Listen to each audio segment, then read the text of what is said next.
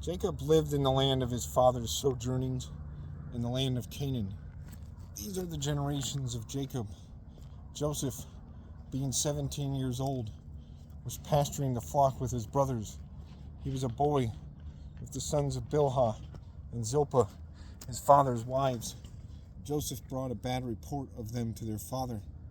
Now Israel loved Joseph more than any other of his sons, because he was the son of his old age. And he made him a robe of many colors. And when his brothers saw that their father loved him more than all his brothers, they hated him and could not speak peacefully to him. Now Joseph had a dream, and when he told it to his brothers, they hated him even more. He said to them, "Hear this dream that I have dreamed. Behold, we were binding sheaves in the field, and behold, my sheaf arose and stood up right, and behold, your sheaves gathered around it and bowed down to my sheaf."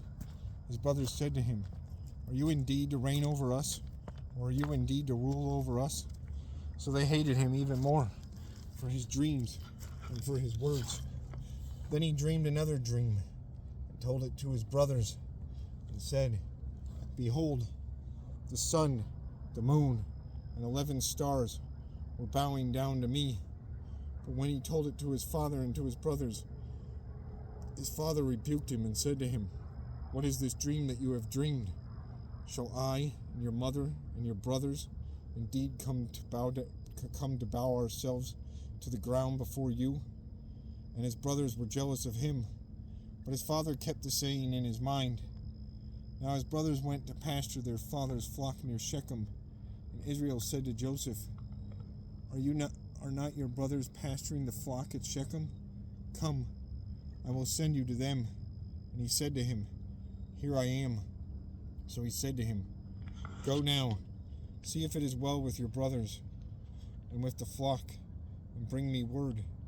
So he sent him from the valley of Hebron, came to Shechem, and a man found him wandering in the fields.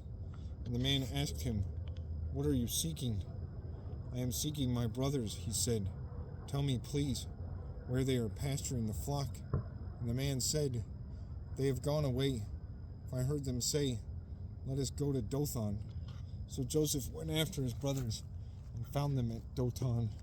They saw him from afar, and before he came near them, they conspired against him to kill him.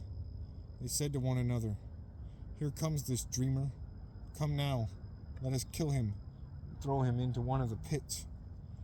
Then we will say that a fierce animal has devoured him, and we will see what will become of his dreams." But when Reuben heard it, he rescued him out of their hands, saying, "Let us not take his life." And Reuben said to them, "Shed no blood. Throw him into this pit here in the wilderness, but do not lay a hand on him, that we might rescue him out of their hand to restore him to his father." So when Joseph came to his brothers, they stripped him of his robe, the robe of many colors that he wore, and they took him and threw him into a pit. The pit was empty, and there was no water in it. Then they sat down to eat, and looking up they saw a caravan of Ishmaelites coming from Gilead, with their camels bearing gum, balm, and myrrh, on their way to carry it down to Egypt.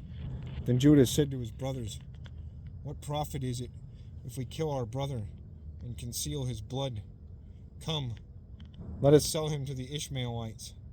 Let not our hand be upon him, for he is our brother, our own flesh." And his brothers listened to him. Then Midianite traders passed by, and they drew Joseph up and lifted him out of the pit and sold him to the Ishmaelites for 20 shekels of silver. They took Joseph to Egypt. When Reuben returned to the pit and saw that Joseph was not in the pit, he tore his clothes and returned to his brothers and said, "The boy is gone, and I, where shall I go?" And they took Joseph's robe, slaughtered a goat,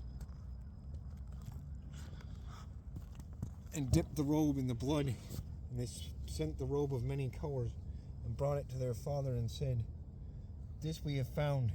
please identify whether it is your son's robe or not. And he identified it and said, "It is Joseph's. It is my son's robe. A fierce animal has devoured him." Joseph is without doubt torn to pieces. Then Jacob tore his garments, put sackcloth on his head, on his loins,